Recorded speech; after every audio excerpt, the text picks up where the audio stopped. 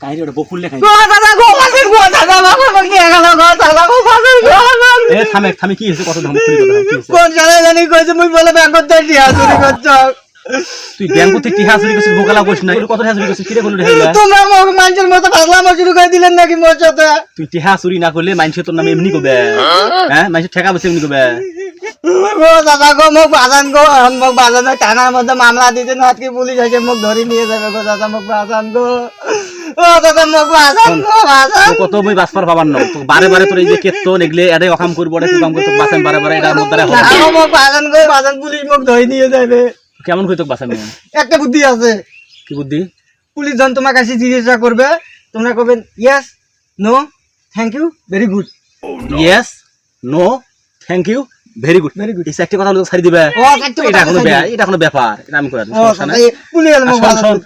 এইবারের মতন এই চারটি কথা কম তো বাঁচাই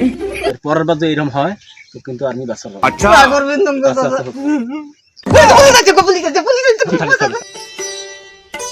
দাদা পালিয়ে যাবি কোথায় পালাবি তুই আমি দেখবো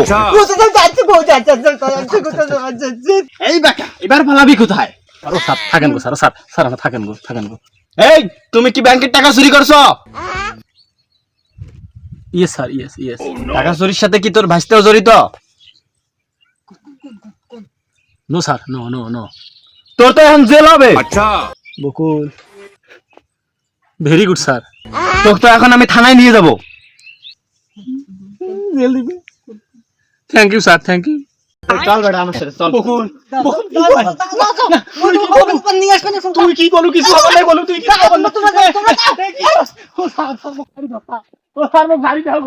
নিজে বাসলে পাবেন না চাচা যাই গুটি চল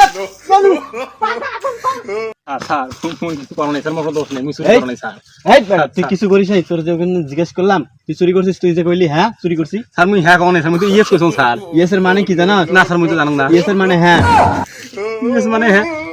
তোকে যে বললাম তোর সাথে তোর ভাইস্তে জড়িত আছে তুই কি বলছস নো নোর মানে জানোস না তো স্যার জানো না তুমি নোর মানে না মাসি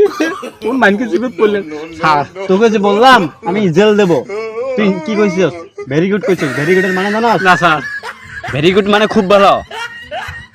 মুই আসছো স্যার তোকে যে বললাম আমি এখনই জেলে নিয়ে যাব তুই কি বলছস থ্যাংক ইউ কইছি স্যার থ্যাংক ইউ মানে বুঝছস না স্যার ধন্যবাদ তাই তো আমি এখনই তোকে জেলে নিয়ে যাচ্ছি চল না স্যার ওই ডান্ডার গুষ্টি মাইরা দি